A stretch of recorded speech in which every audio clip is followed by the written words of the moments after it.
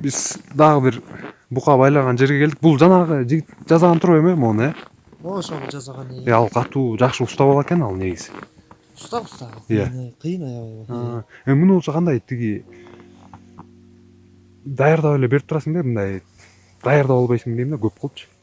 Улам Бүгүн жок калган ошол, кечинде турайбыз азыр. бат эле туруп, бирок бат эле болот экен, Бир 30. Жеткитей эле кылып эле даярдап алып турбайсың да? 30-40 тагын турак болуш бир тураганда. Тигинки болсо ошо берки баланыкы көп экен, мындай үйүп салат турбайбы? 70-80ден бир тура экен. Чөп жакшы экен. Чирип кетиптир. Жакшы Чөптөр чирбөдү. Мен даярдаган чөптөр чирди, майла жок берип атабыз. Биринчи абык болсо ошондой болуп калат. Бияк эмне болот эле бул жер? Бияка да 60-70 кой байлаганга расчет болуп салып атабыз биякта. Жакшы пландап атыптырсың биякта. Конкретно жакшы. Баштаганбыз анан бүтө элекмиз. Мунучу сон. Бияк стойкалар менен жыгачты тиретиптирсиң ортосуна. Буга заливка төктүк, лай төктүк. Бул койлор кандай байланат бияка? Буга эми ортолоруна акыр куюп эле анан бүткөндөн кийин келип тартсаңар болот да эми. Могулар окшош экен тиги баланкы менен, Могу витишкаларды. Өтөбүз мен ошонукун көрүп чыгарып койгом. Иштеп атабы бул? Болгон жок, иштеген жокпу? Вообще жарабайт экен. Ушуну алмаштыргалы деп атканбыз. Могул кирпич куюлганчы? Жылуу болуп болуш керек бул, жылуураак болот. 20га 40 размер менен куйдуруп сатып келгенбиз. Муну 2 катар койгонбуз жылуу болсун деп. 2 катарбычы? Сантиметри. Ами 40 катуу экен. Жакшы. Бок бияка келип чөт турбайбы? Бок деп айтып атат. Бул бияка чөт жазында таш бар, поляга төгөбүз муну. Поляга? Жерлер бар да. Өзүңдөрүнүн үлүш жерлерге бар. Арпа айдамай. Тиги эспарцет айдаганда болбой атты ал. Ал жака төгө албайсың. Ал жерге төгүлбөйт. Огородторго төгүлбөйт. Аны болсо бусканда эле жасайсың да. Бусканда төгүп. Бусулган жерлер. Муну бирок төгүпчү, бунучу. Төгүп, кайра айдап, улам иштете берсең болот да, көп жылга чейин элечи. Неге дейсиңби? Бизде жанагы биогумус деп өлө мындай көп киши актуалдуу болуп атат го, аябай сүйлөшүпчү. Анан биогумустун такыр кереги жок да бизгечи. Мына бул даяр да. Жанагы амофос, диамофос деп да кошушат эмеспи? Мисалы 1 гектарга мынчадан депчи. Европада, Америкадачы, жана үй фермалардачы. Бул суюк болот да. Анан ушуну эле алып барып туруп, поляларга чачып туруп эле бүттү. Башка эчтеке кылып ала берет. Бизде болсо жанагындай биогумус каякта бир майда чүйдөн барын чыгарып, ушуну эле чачса эле конкретно жер 5-6 камаз төктүк бул жерге. Жазында биринчи төктүк. Кандай чыкты? Арпанын чыгышы мондай жыгылат экен да, кайра туруп мындай кайкалактап анан өлө чыгат экен да. Ошондон жиш болду? Аябай жиш болду. Тонн канча тонна чыкты 1 гектар? 2 гектардан 8 тонна алдык dedi. Мына ошо жана жыйынтык кошолду. 4 тоннадан. 2 гектарга толук жеткен эмес бул. 2 гектардын ошондо бурчуна эле жетип калган да, ошо себилген жери аябай жакшы чыкты. 1 гектар 4 тонна. Ошондой чыгат. Негизи мурда канча чыкчу эле? Мурун деле айдап көрүлөк болчубуз. Жок, мындай себилбей чыккан учурдачы. Ал жерге биз өзүбүз арпа айдап көрүлөк болчубуз негизи. Арендага берип жүрдүк, анан чөп айдадык, 5-6 жылдан кийин бустук. Анан өзүбүз жазын арпа айдадык да. Мындай эле жерге арпа айдап орточо канча тоннадан чыкчу эле дейм да. Мисалы моундай себилбегендечи. Ашып кетсе. Ал жерден бир кыйын болсо 3 тонна чыкчу, бирок биздин жер деген 3-категориядагы жер да. Алды 4 тоннага чейин алып жүрүшөт. Жакшы сугарып, жакшы баккандар. Жакшы экен, ичи жылуу экен. Жылуу ичи. Жыт болсо көнүп калганбыз. Көнүп калганбыз. Мен деле көндүм да. Жыттын баары. Могу ферма жакшы жасалыптыр, үстүңкүсү. Бул ферманы жасаганбыз. А тиги чакалар не там атабы. Могу вытяжкалардан там аткандан, могу проход суу болуп аткандан илип койгонбуз. Ичи бирок жыпчыл экен. Ичи аябай жок.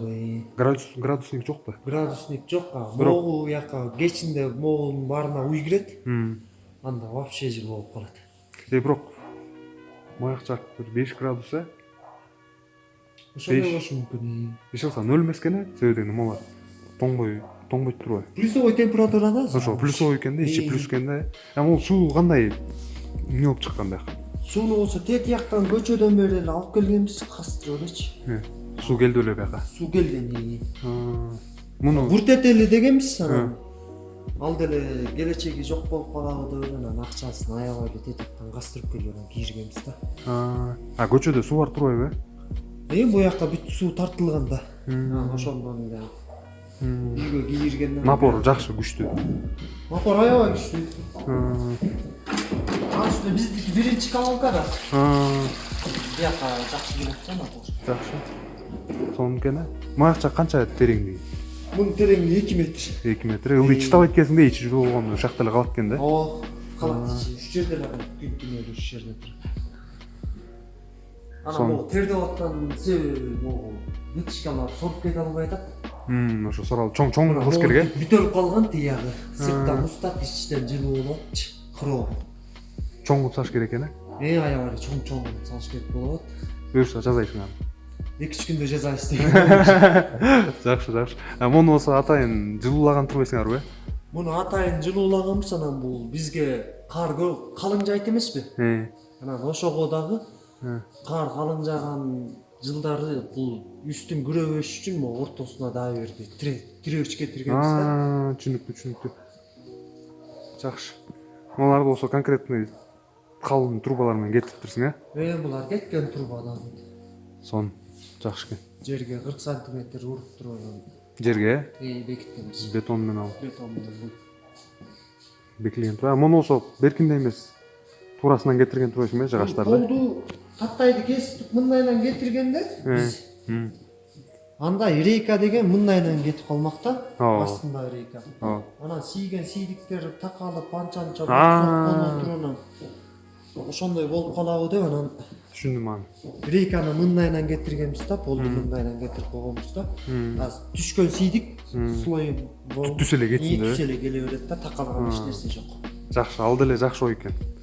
Тиги ылдый жактагылар мындайдан отурат да. Көбүнчөсү мындайдан кылып жүрүшөт. Меники болсо тигиндей да. Мындайдан. Тиз берки туура отурганда ошондой да. Бирок эми үстү менен өтөт да. Сийдик ылдый жакка кирбейт да. Мунун асты стяжкан анан ошону. Сийдик. Жок, мо тоскоолу жок өтсүн деп ушундай кылып койгонбуз. Наклон жакшы экен, жакшы болуп калды. Ылдыйраак болуп. Наклонун болсо колдон келишинче кылганбыз. Өзүң жазасың да биякта, же муну деген салып бериштүү же кандай? Тайкелерин салып берген. Анан өзүбүз жаздык. Ошол тайкенин инилерин болуп үчөөбүз, төртөөбүз иштедик. Дагы муну тайкен бир колу сынып кесте жасаган муну. Бир колун асы бар. Эки колу тең болгондо кандай болот? Катуу болду дейсиң да? Катуу, жакшы экен. Жакшы экен, көз тийбесин деп коебу. Ошондо могу макчакка канча батат? 14төн 28 батат. 28, э? Жакшы, жыш кылып коюпсуң да сонун, э? Биягын ушундай кылганбыз. Комфортно эле, жакшы эле жатышат. Буга жатканымбы? Жатканым сонун эле жатышат. Негизи биз муну дагы 10 сантиметр узунураак кылып койгонбуз да бери. Кичине кыскараак бүткө, э? Биз муну жасап атканда уй башын чыгарып жаткандачы. Башы бир 15-20 сантиметр делесе дагы бул тушка далысы узкий болот да. Далысы бул жерде калса курсагы бер жакта калат, кенен жатат деген ой менен жасаганбыз. Аны болсо тажрыйбада көрдүң да, ошон үчүн. Тажрыйбада көрүп атабыз, могу негизи 10 сантиметр ашыгыраак да. 80 сантиметр кылып койсо кыскараак да, кичине кенен болот да. Моулардын деле турбаны аябай эле моуларга урунду болобу, денеси көңөрбөсүн деп биягынан деле кылып койсок болмок. Анан эми уйлар го сүзүшпөйт. байланып тургандачы, баягы бири-биринен коркот да. Букалар кандай болот экен мисалы маякчыкта? Букалар деле сүзүшө албайт. Сүзүшө албайт экен? Жок, кандай боло албайт. Кыска эле кылып саласың да, могу кыска эле туруп жиптер. Сүзгөндөрдүн эки жагына байлап койгонсуң. Бияка жалаң уйлар байланат могу катарга бүт. Бири-бирине эле сүзбөйт. Бул чарба уйлар да. эшиктен талаада жүргөн мал. Эртең менен саат кечинде 5те кийребиз 6да. Эртең менен 10до чыгат. Алар жайытып барып поттоп келет да. Ооба. Жакшы. Алар болсо мында чөптү даярдап койсун келериме. Салып коюп турбайсың да. Мал тейлегенде даярдап коебуз. Жакшы, чөп чачылбайт эки жака. Чачалбайт эми мындан кайракачы. Ар жагын бийигирээк койгонбуз ошол. Чачкан күндө да кайра эле чөп. Өтө эле чачана куй болсо буга тиет кезигеси, андан деле чачалбайт. Быктар канча көп байланганда канча убакыт болуп калды? Буларда 2,5 ай болуп калды. 2,5 ай? Тайлар да? Же кунандарбы? Кунандан бирөө барган тай эле деле. Жакшы, сону жатышыптыр негизи. Могул жатканчы, такай сен киргендечи мисалычы. Сарайдын ичинечи. Эгерде жатса, демек малга жакшы комфорт болуп атат дегенди билдирет да. Туруп жатсаң, кепшеп аткан болуш керек мисалы. Могу үчөө кепшей эле экен, экөө кепшеп атыптыр мисалчы карасаң. Такай сен кирген сайын. Булар кепшегенин көп эле көрөм, ошо кепшеп атабы деп карайм анан. Карап коюп турасың. Ооба. Сону кепшеп атышкан турат. Молар тай турбайбы? Могул кунан. Кунан, Бул эми жазга бышты болуп атты, быштыга кетти да. Булар кунанга кетти. Тилер кунан турбайбы? Молар канча салмактар кандай болуп калды? Кандай салмак, кандай эттенип атат эттенгендер? Булар эттенгени жакшы эле келе атат. Жакшы келе атабы? Бизге өзүбүзгө деле билинбейт анан. Анда-санда келгендер жакшы болуп калыптыр жакынча. Көргөндөр, Булар эми өзүбүздүн эле уйлардын балдары. Жок, жакшы жүндөр түшүп калган турбайбы? Жылуу болуп түлөп атат. Түлөп. Негизи сарайдын ичи эрте жылуу болсо эрте эле түшүп калат да жүндөр. 2 ай, 3 ай байлангандан кийин 3 айга чейин түлөп бүтүш керек да, негизи 10 күн бар, 15 күн бар, ошого чейин баары жылтыраш керек. Жылтырап. Жакшы көрүнүп. Могу уйларда байланып аткандар да? Булар да байланат. Буларга көп эле убакыт болуп калган го? Буларга деле ошо 2 ай болду. 2 ай, Уйлар болсо батпышат да булар. Андан ары өсүп четинен сатылып атат уйлар. Кетип атабы? Могу 4 ай калды азыр. Могу арт жагына карайынчы.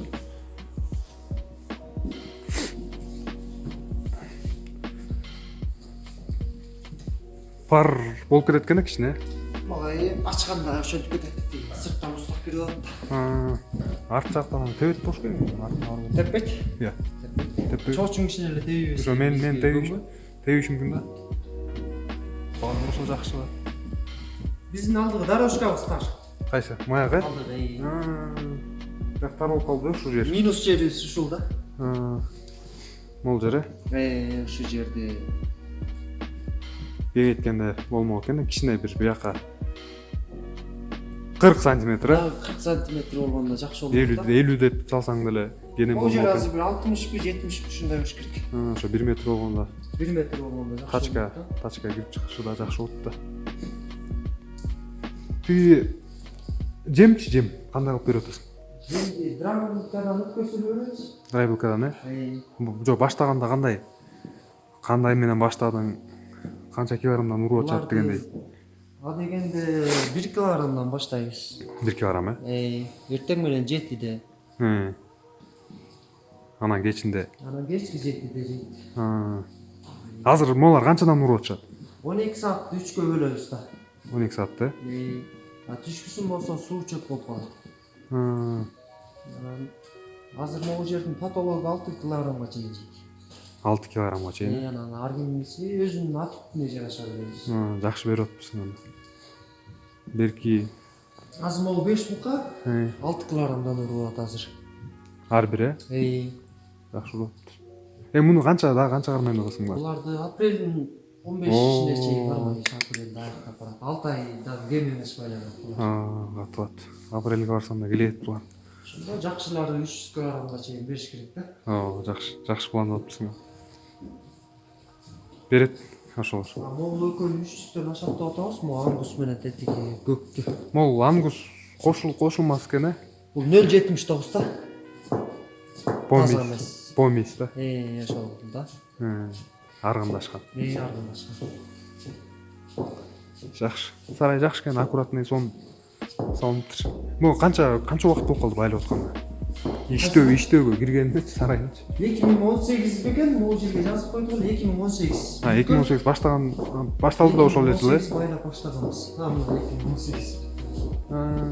Ошондо байлап баштаган турасың бе? Ошол 3-чү жыл экен да могул жыл, э? 3-чү жыл байлап атабыз. Жакшы.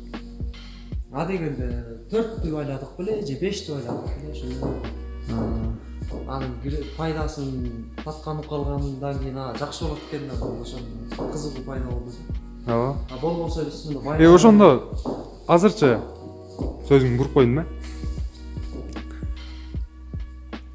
Ушул тармак менен кетейин деп атасың да ошондо, же? Ооба. Ушу менен эле кетебиз, башка ойдо жок. Жайыттагы малдарды кантейин деп атасың? Алар деле кете берет. Алар кете береби? Алар деле тура берет. Биз могу бир эле катарына байласак. Дегеним жана максат бир багыт менен дейм да. Же алар деле параллельно кете береби? Жайыттагы мал. Жайыттагы мал кете берет эми. Улам. Бирок байлап, кой байлап, бука байлап, ошол багыт менен кетейин деп аткан турбайсың бе? Жагып тажрыйбадан көрүп. 14 уйдун төлүн ар жагына которуп байлап сатып кете берсе болот экен да. Тиги негизи муну кичирээк салып коюп турбуз биз. Кичирээкпи? Мындай болот да. Байлагандан кийинчи жасап эметкенден кийин келе баштайт да. Идеялар. Ошондой болуп калат экен.